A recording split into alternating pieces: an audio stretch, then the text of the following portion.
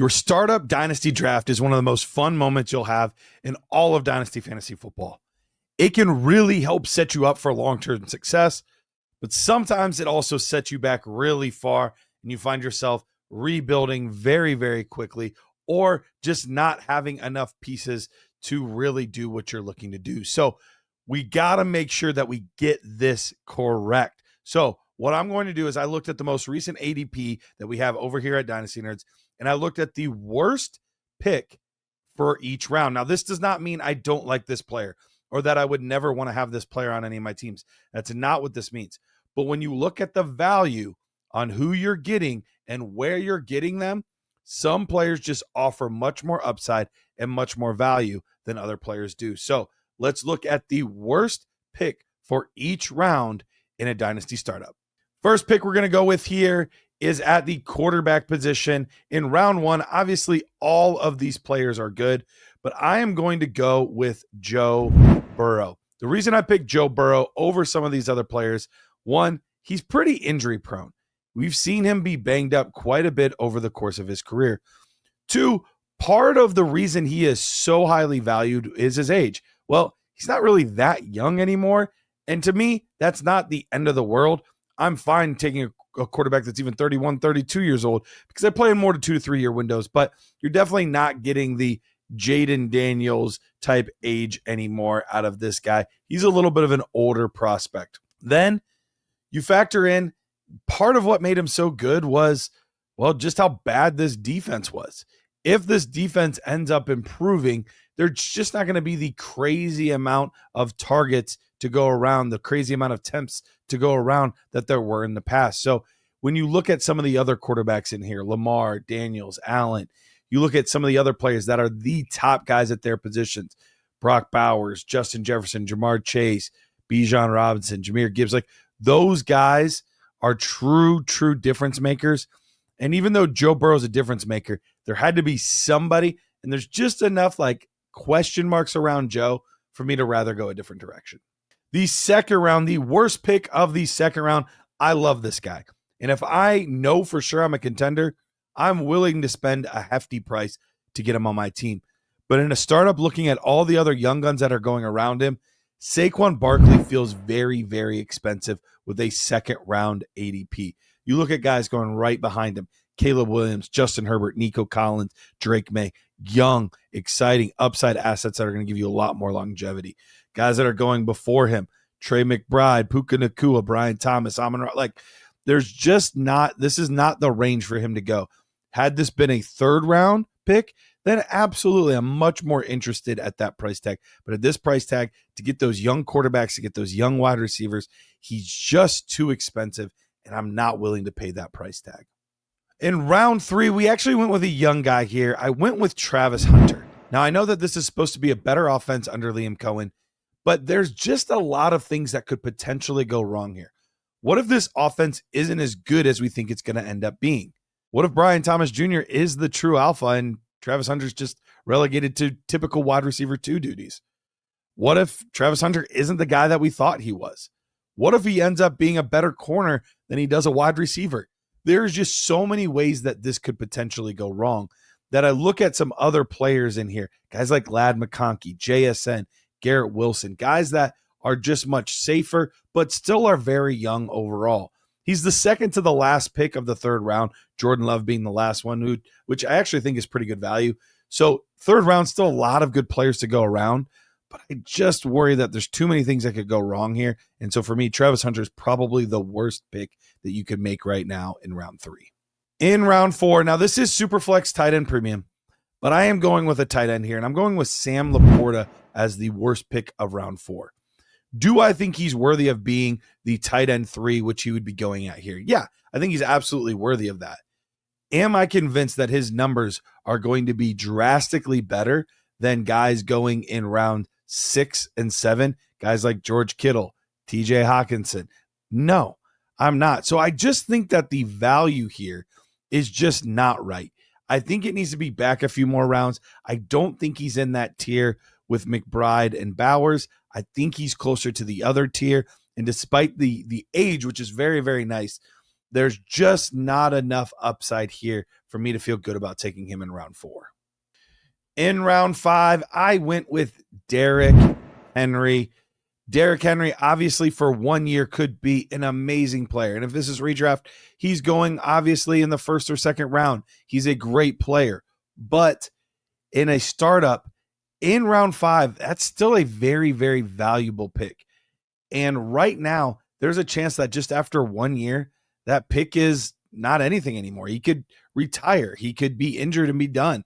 I get that he signed a 2-year deal, but that doesn't hold back anything from him potentially not being the elite asset that many people think he could be. When you look at our Dynasty Nerds rankings, most of us have him ranked below 100. So for him to be here as the 58th overall player, it just seems way too high. Could I argue somewhere in the middle? Sure. Maybe we're too low on him, and maybe he should be more like in the 70s or the 80s. Absolutely no problem with that. But to know that a pick could be an absolute nothing in just a year or at most 2, I think that's too much risk for me. He's going to be well over 31 and a half by the time the season starts, turning 32 potentially in season. So it's just not quite the right valuation for me. We are now into round 6.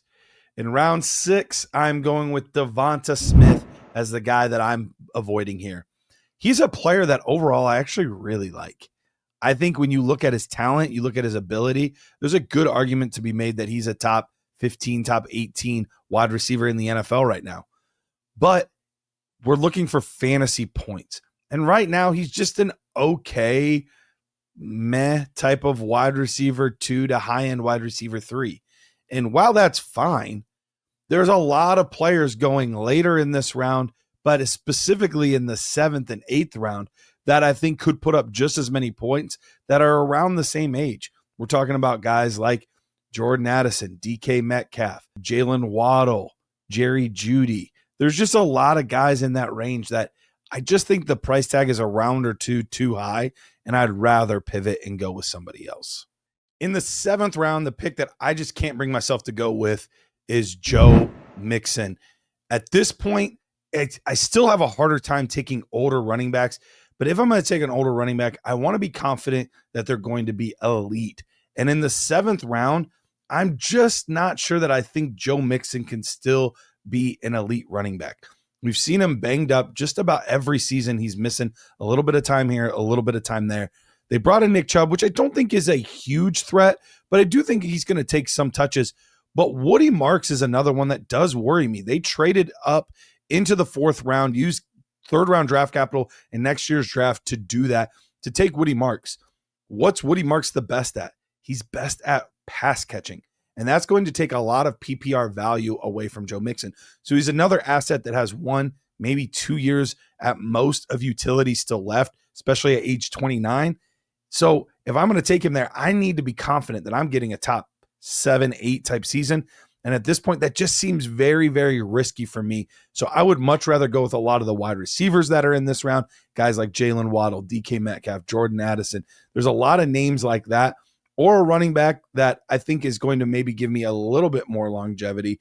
But a guy like Joe Mixon, I just can't do it. Round 8 was a tough one for me. There was actually several players that I didn't love. This is a range that I would absolutely be looking to trade out of, either trade up a round or 2, down a round or 2. Do not love the guys that are in this range, but the one that really stuck out to me was Luther Burden. Now, is there a lot of upside there? Absolutely. There's tons of upside with Luther Burden. But right now, this offense is just really, really crowded with lots of names and lots of players that I would just kind of rather not take the risk on him being a bust. He was the talent of a first rounder, but fell to the 2nd round. You can make your own assumptions as to why that is, but I think a lot of people know that the talent's there, but there's a lot of other question marks about how he's going to be able to play at the next level. Now we have a lot of other mouths to feed in this offense too. And yes, the cream rises to the top, but is he going to do enough outside of gadgety stuff? We just don't know. And so for me to take him as wide receiver 36 on this team, if I was building a team, he would be my wide receiver 3. It's just a little too much risk. I get that we're playing the ceiling game in round 8, but there's other players that I'd rather go with. But most of all, I'd rather either trade up or down because I think there's more value in other rounds. We are now into round 9, and this would be arguably my easiest pick of all of them. In round 9 right now, we have Anthony Richardson. I am not taking Anthony Richardson in round 9. I get it. I'm playing for ceiling.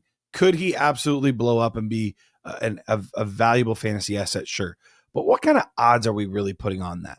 They brought Daniel Jones in for a reason. He is historically bad as far as completion percentage goes. There's just not a lot of very positive signs pointing to him being a successful NFL quarterback. And so for me, this would be my team's quarterback 2 at this point. We needed to take somebody a couple rounds earlier. You cannot count on this guy. Yeah, if you want to go real quarterback heavy draft and take him as your 3rd or 4th guy, I'm more okay with it. But just right now, this is not a player that is likely going to return any sort of value for you. So if I can't get him closer to the 11th or 12th, it's just not worth it. We're going back to the running back well here. And actually, the next few guys, we're going to be looking at some running backs potentially that just might not be the best startup value. And I'm looking at Tyrone Tracy here in round 10. This is a player that could easily lose his job to Cam Scatterboo, but I think at the very least we're going to see a timeshare this year. And I just don't know what the upside is in this offense with this team. You look at some of the guys around him that we could potentially take. Travis Etienne has a higher ceiling. Chris Godwin has a way higher ceiling. Josh Downs a much higher ceiling. And even if you wanted a guy for this year, James Conner, DeAndre Swift will get you more numbers. Geno Smith, get my 3rd quarterback. Like, there's just other players that make more sense rather than a late round drafted rookie who I liked. I was a fan of his game, but just the ceiling for this player is just not there. In round 11, I mentioned it before, we were going to go back to the running back well, and I'm looking at Aaron Jones here in round 11. Look, the round 11, there was actually a lot of names that I thought were decent players. So I didn't hate a lot of it, but I had to take a guy here that could end up losing a lot of touches this season. He had one of his highest seasons ever in touches last year. And at his ripe old age of, well, he's going to be turning 31 at the end of this season. He's not somebody that I trust to really make it long-term and be a good long-term investment. Right now, Aaron Jones is a player that I think is just not quite as good as Jordan Mason, who they just traded for and is going to be an impactful piece of this offense. So I see this kind of trending in the wrong direction. I get it more as a contender. If you're doing a contender build, I could see that. Just try for one more year. But overall, I just don't love Aaron Jones in round 11. Last player, the worst pick in each round. In round 12, I'm going with Cooper Kupp. Cooper Kupp has been so good for so many years. But at this point, I just don't know what the ceiling really is. There's no chance of him being the wide receiver 1 on this team. It's going to be JSN. But we also see old receivers go to new teams all the time. And if they don't mesh early on with the offense, the offensive coordinator, with the quarterback, they just kind of fade into nothingness. And this could very well be the case for Cooper Kupp. When you look at this same round, you're looking at guys like Calvin Ridley, Deebo Samuel, players that I feel like they have a better shot in their offenses to do something. Juwan Jennings has a real chance. Or if you want a young guy, Kyle Williams. I just don't love Cooper Kupp here, and I just don't think it's the best pick in round 12. So if we were to make this into a whole team, here's what your startup would look like. So at the quarterback position, we have Joe Burrow. Running backs, Saquon and Derrick Henry. So far you're like, okay, that's not bad, especially when now. But then at wide receiver, Travis Hunter, DeVonta Smith, and Luther Burden are 3 wide receivers. It's not going to probably get it done as a contender. Sam LaPorta at tight end.